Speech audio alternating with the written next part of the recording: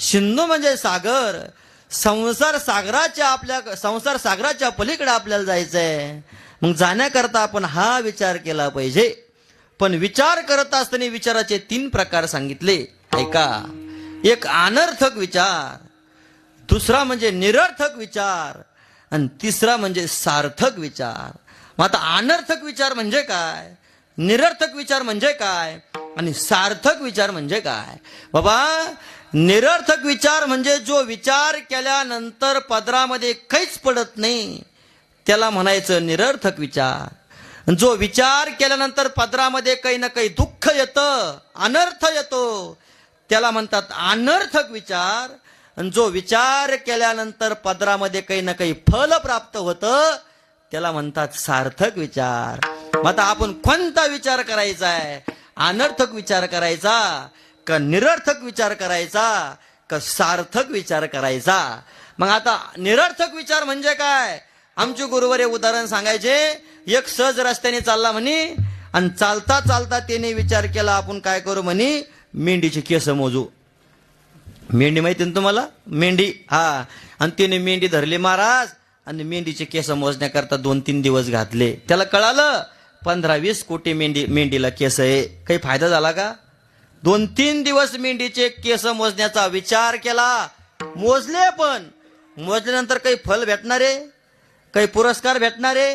म्हणजे जो विचार केल्यानंतर पदरात काहीच पडत नाही, त्याला म्हणतात निरर्थक विचार. मग अनर्थक विचार म्हणजे काय?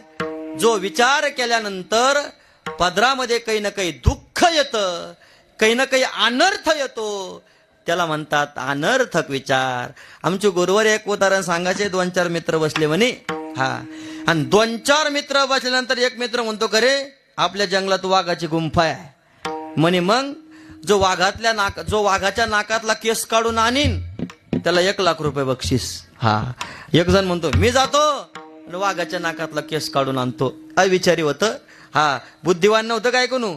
तो गेला वाघाच्या नाकातला केस काढण्याकरता. परत आला का नाश्त्यावरच तिकडे गेला, परत माघारी. हा, त्याने वाघाच्या नाकातला केस काढण्याचा विचार केला, पण विचार कोणता आहे? त्याने दुःखाचा विचार केला नाही. काय अनर्थ येणारे, काय दुःख येणारे, त्याने विचार केला नाही, म्हणून त्याला म्हणतात अनर्थक विचार. आणि तिसरा विचार म्हणजे सार्थक विचार. विठ्ठल विठ्ठल विठ्ठल विठ्ठल. मग तिसरा विचार म्हणजे सार्थक विचार. सार्थक विचार कशाला म्हणतात? जो विचार केल्यानंतर आपल्या जीवनातलं दुःख निघून जाईल आणि आपल्या जीवनामध्ये सुख प्राप्त होईल. मग कोणता सार्थक विचार आहे? तर जगद्गुरु तुकोबराय म्हणतात, सारा सार विचार करा उठा उठी, नाम धरा कंठी विठोबाचे. सार काय, आसार काय? हा विचार करणं, भगवान परमात्म्याचं नाम कंठात धरणं, हाच खरा सार्थक विचार आहे. आणि हा विचार जर केला तर जगद्गुरु तुकोबराय म्हणतात, तरावया पार भवसिंधू. मग काय करायचं जगद्गुरु तुकोबराय? जगद्गुरु तुकोबराय म्हणतात, एका क्षणाचा विचार करायचा. क्षणोक्षणा हाची सांगितलं. हा, करावा विचार, हाच विचार करायला सांगितला. मग महाराज, क्षणोक्षणाचा विचार करायचा म्हणजे काय करायचा?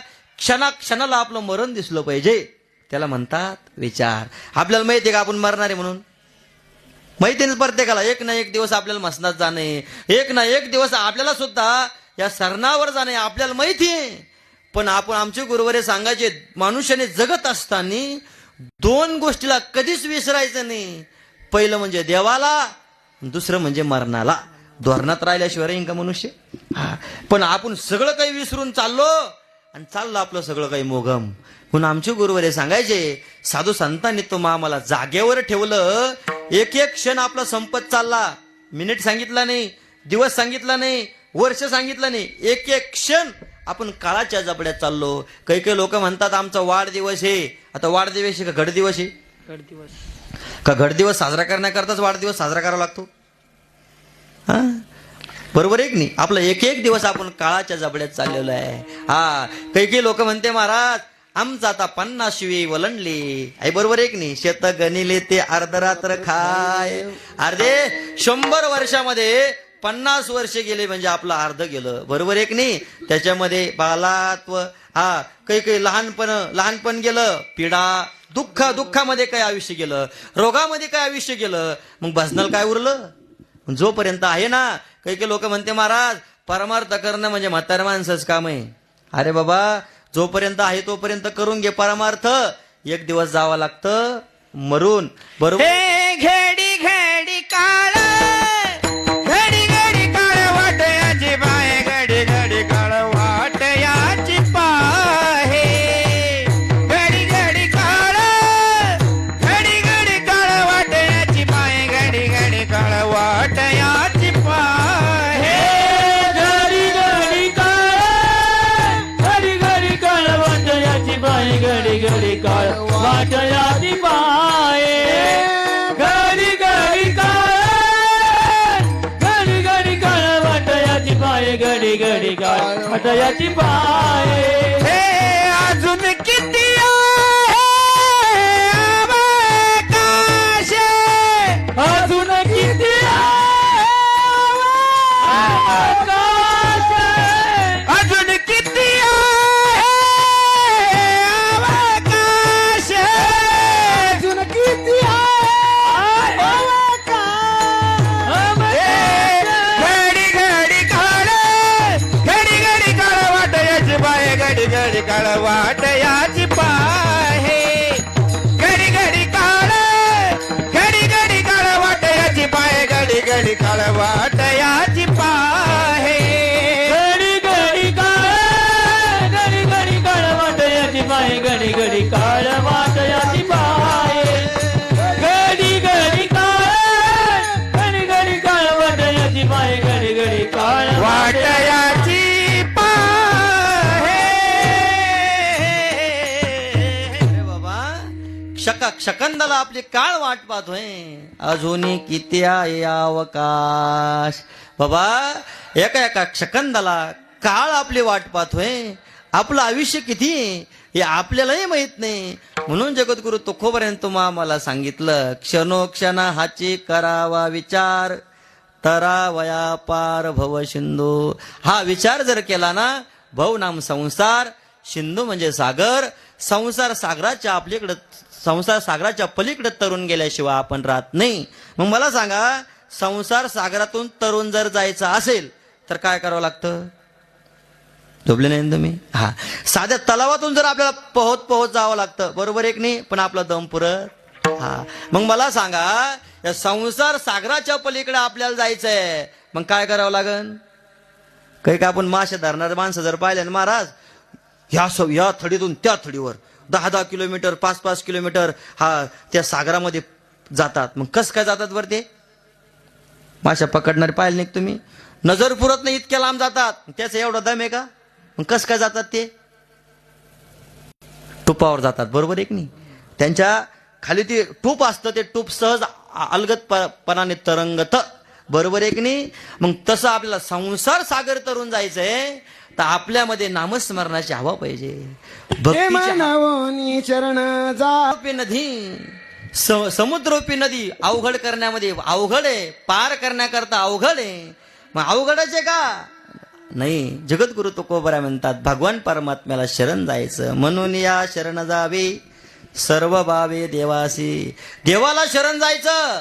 मग देव काय करील. तो हा उतरील पार भव दुस्तर नदीचा. या दुस्तर म्हणजे वाईट आहे. शास्त्र सांगतं, सुरस्य धारा निशिता दुरत्या दुर्गम पतस्तत कवयो वदंती. अरे संसार सागर तरुण जाणं म्हणजे एवढं सोपं नाही.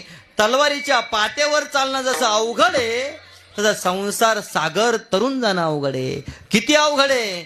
आमचे गुरुवर एक उदाहरण सांगायचे. आपण आळंदी पंढरपूरला जर गेलो तर दोरीवर चालणाऱ्या मुलीचा खेळ आपण पाहतो.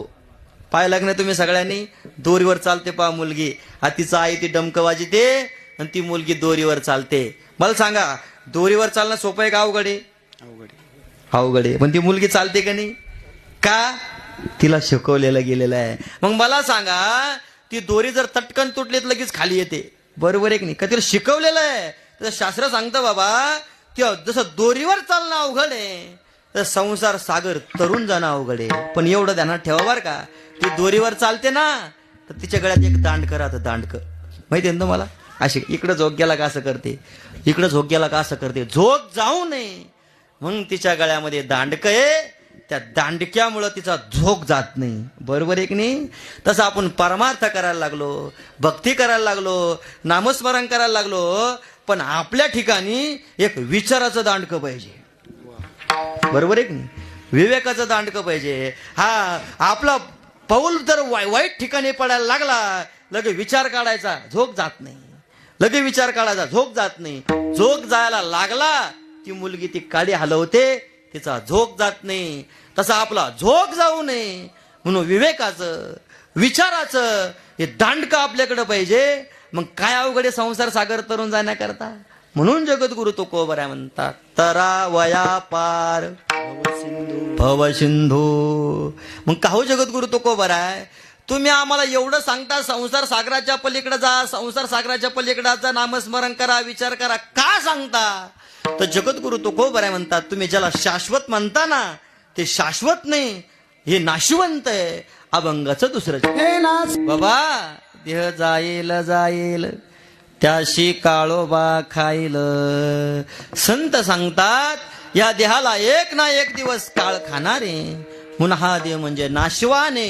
म्हणूनच आम्ही तुम्हाला विचार करायचा उपदेश केलेला आहे. विठ्ठल विठ्ठल विठ्ठल विठ्ठल विठ्ठल. या देहाचा आपण जर बारकाईने विचार जर केला तर आमचे गुरुवर सांगायचे या देहाचा म्हणजे 3 प्रकारचा नाश आहे. एक परता नाश, इकडे लक्ष द्या. दुसरा म्हणजे आश्रय नाश आणि तिसरा म्हणजे स्वभाव नाश. परता नाश कशाला म्हणतात, आश्रय नाश कशाला म्हणतात आणि स्वभाव नाश कशाला म्हणतात. या देहाचा 3 प्रकारचा नाश आहे. दुसऱ्याकडून झालेला जो नाश त्याला परता नाश म्हणतात. आश्रय म्हणजे एखाद्या आपण आमचे गुरुवर एक उदाहरण सांगायचे, 2 जणांचे भांडणं लागले आणि भांडणं लागल्यानंतर इतके विकोपाला गेले ते एका माणसाने दुसऱ्या माणसाला जाग्यावर मारून टाकलं. समजायचं परता नाश आहे. दुसऱ्याकडून झालेला जो नाश त्याला परता नाश म्हणतात. तुम्ही म्हणसान महाराज आमचे कोणचे गावात भांडणं नाही, आमचे कोणचे भावकीत भांडणं नाही, कोणचे तालुक्यात भांडणं नाही, कोणच्या जिल्ह्यात नाही, आमच्या महाराष्ट्रात कोणच्या संघ भांडणं नाही, आम्ही मरणार एक. मग आता नाही तुमचा परता नाश झाला तर आश्रय नाश होणार आहे. आश्रय नाश म्हणजे काय, आपण एखाद्या गाडीमध्ये चाललो फिरण्याकरता आणि चालता चालता त्या गाडीच्याच काचा काचा झाल्या, गाडीचं काहीच राहिलं नाही. मग गाडीतला माणूस, ज्या गाडीचा आश्रय केला ती गाडीच राहिली नाही, गाडीतला माणूस राहिला का? ज्या भिंतीने चित्राचा आश्रय केला ती भिंतच फाडून टाकली, चित्र राहीन का? माऊली ज्ञानोबा म्हणतात पडून गेल्या भिंती चित्राची होय केवळ माती. अरे एखादा जर म्हणला भिंत पाडाची चित्र तसंच ठेवायचं, राहील का? चित्राने भिंतीचा आश्रय केला, भिंत पडली म्हणजे चित्र पडणार. तुम्ही म्हणसान महाराज आम्ही कोणच्या गाडीत बसत नाही आणि कोणच्या घोडीत बसत नाही, या जगातामध्ये आमचं कोणी दुश्मन नाही, आमचा परता नाश होणार नाही. आम्ही कोणत्या गाडीत बसत नाही, कोणत्या घोडीत बसत नाही, आमचं फक्त एकच काम, जेवले का झोपले, जेवले का झोपले, आम्हाला काही दुसरं काम नाही. मग आमचा कस काय नाश होणार आहे? आश्रय नाश होणार नाही.